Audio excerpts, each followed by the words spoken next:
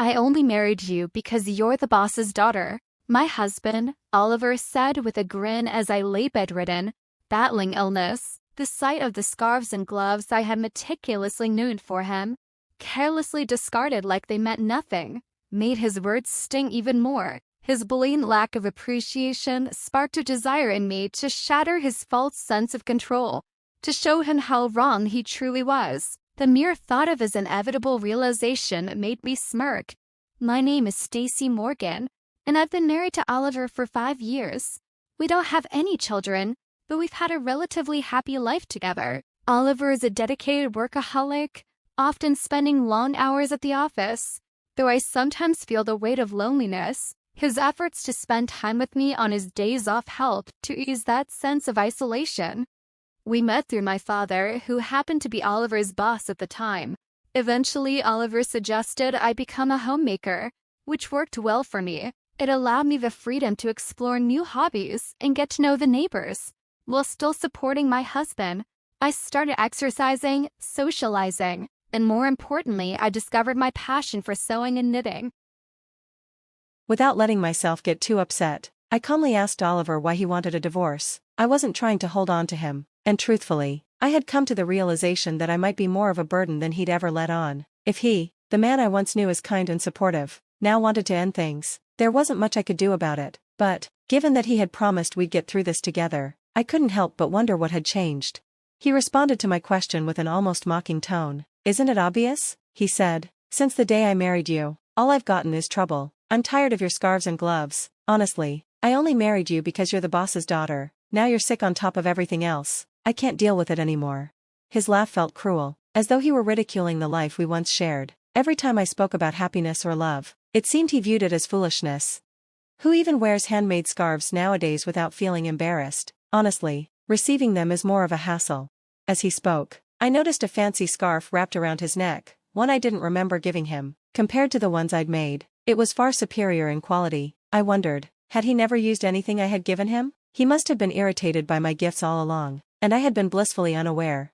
When I was hospitalized, my father had retired shortly afterward, leaving Oliver with no obligation to maintain a kind appearance toward me. I started to realize that my illness might have been a convenient excuse for him at work. During the first year, he had visited me regularly, making sure to maintain the image of the caring husband. I could easily picture my father talking about how Oliver had been such a devoted man, balancing work with tending to his sick wife. It was clear now that Oliver had been playing a part, a role that helped him gain sympathy and admiration from his colleagues. He had used me to his advantage. When I shared my thoughts, Oliver didn't seem fazed. "Well, yeah, it made work easier for me. When I spoke about you, people were kind, they treated me well. If I worked late, they praised me for being so responsible. If I needed time off, all I had to say was, 'My wife is sick,' and that was enough." He admitted this, without a hint of regret. He had been taking advantage of my situation all along, using it to climb the corporate ladder without my knowledge. "And as for the promotion, well, I don't care what they think, but I should thank your illness for that," he added casually. His words stung, but I had already realized his true nature. When I finally looked up at him, all I could see was an ugly grin. My husband, the man I once loved, was nowhere to be found. "Well, if I've been of any use to you, that's good," I said, my voice steady. "We'll probably never see each other again, so take care." With that, I handed him the divorce papers.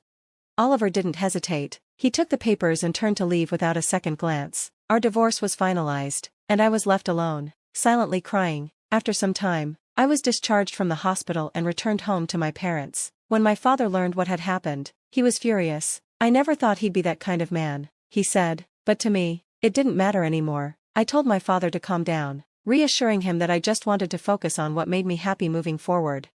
For now, I decided to stay with my parents, but before that, I wanted to visit the house where I had lived with Oliver. When we arrived, we quickly noticed that the front door lock wasn't working. Confused, we rang the doorbell, and a stranger answered. I asked him about the situation, and he explained that he had purchased the house a few months ago. He seemed happy living there with his wife and child. My parents were livid, but I chose to remain composed and didn't want to cause any trouble for the new family. I simply bowed my head and left quietly. But I couldn't let it go. I called Oliver immediately. He answered casually, "Oh yeah, I sold the house while you were in the hospital. The money from the sale is my compensation. It was my house to begin with, so you've got no complaints, right?" His nonchalance made me sigh. I wished he had told me sooner. The new owner had said the house had been sold some time ago, which meant Oliver must have put it up for sale around the time he stopped visiting me regularly. Whether he had already been planning the divorce or not, selling the house without any discussion was absurd. Our divorce was official the moment the papers were signed, but we had agreed to settle the details after my discharge. We had even scheduled a meeting for the next week to discuss asset division. Yet, Oliver had taken matters into his own hands and sold the house without informing me. His actions were beyond unreasonable. Realizing how detached he had become, I calmly said over the phone, "You really have no idea, do you?" "Huh? What do you mean?" he asked, sounding confused. "I'll explain next week," I responded and hung up. I looked at my parents, offering them a reassuring smile. "I need to ask you both a favor," I said. Before explaining my plans, I wanted to be prepared for what was to come. "I've got everything ready, all the necessary documents are in place. The meeting is next week, so we're running short on time, but we'll manage," my father said with a hint of concern. As a father, I could sense the guilt he carried for recommending my husband to me. His anger toward Oliver only seemed to strengthen his resolve to do everything in his power to assist me. I thanked my father and awaited the day of the meeting, the thought of Oliver's reaction bringing a smile to my face for the first time in quite a while. With my father's help, I prepared for the discussion. We decided to hold it at my family's home. My parents and I sat together, while Oliver sat alone, facing us. He must have been aware of how deeply my parents were hurt by the divorce, but it seemed he had lost all concern for their feelings. He appeared indifferent, even flashing a smug smile. His arrogance was unmistakable. "I'm the victim here," he said, his voice dripping with feigned generosity, "but I won't ask for too much. The proceeds from selling the house will be enough," he added, as if he were making some grand gesture. Seeing his smug attitude, my father's face turned bright red, but I gently placed my hand on his, trying to soothe him. We were in a strong position, so there was no need to let his behavior provoke us. "There's something important we need to address first," I said, as my father handed me a document. It was proof that the land beneath Oliver's house was owned by my father.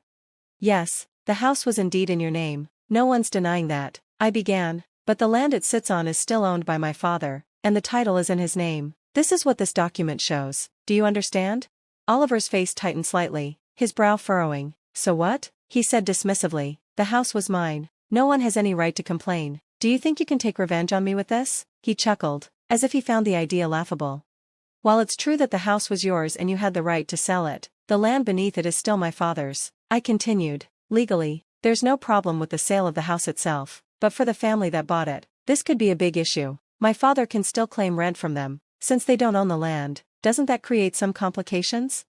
Oliver's smug expression faltered as he grasped the gravity of the situation. The new buyers of the house, whom he probably never considered, now had a significant problem. They were unaware that the land was not included in the sale, and this could lead to unforeseen complications for them. "I'm not saying we'll demand rent from them, but if they don't buy the land from us, it will cause problems. This land was a gift from my father, not something to be handed off to strangers for free." "And if they refuse to buy?" I added. "The new homeowners could sue you. They bought their dream home, only to realize they don't own the land, and now they're facing extra costs."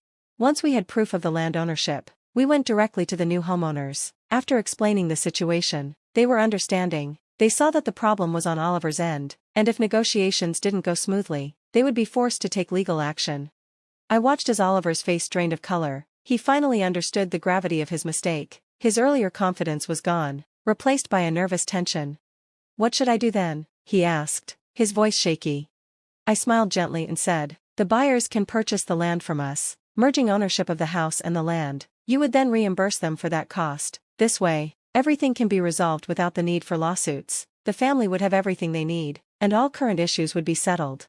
The new homeowners were completely unaware of the land's value when they purchased the house. As a result, they're likely to hold my husband responsible for the land's cost. But this isn't their issue, it's Oliver's. The real problem is that, given the prime location of the land, its value could far exceed the house's sale price. Even if Oliver were to surrender all his assets, it still wouldn't be enough to cover the land's worth. In the end, he'd be left with nothing.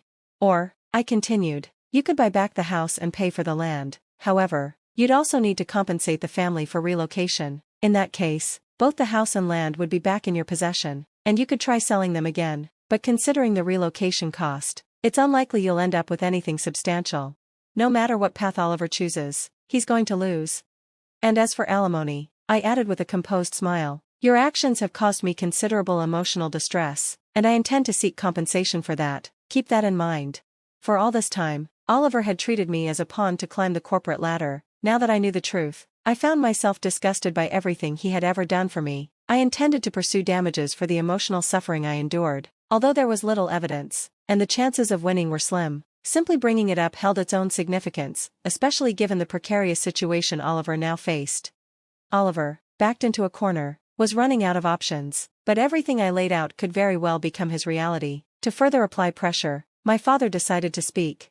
Even though I'm retired and no longer part of the company, I still have a lot of contacts, he said, a grin forming on his face. I've been catching up with some of my former colleagues. They've been telling me what you really think of my daughter and what you've done. To be honest, Oliver, no one respects you anymore. With a cheerful demeanor, my father shared this news, and I saw the color drain from Oliver's face. His once prized reputation at the company, and the money he had gained by selling the house without my consent, was no longer his to hold on to. Now, let's move on, I said, clasping my hands together and smiling. We need to settle the division of assets, compensation, and the house.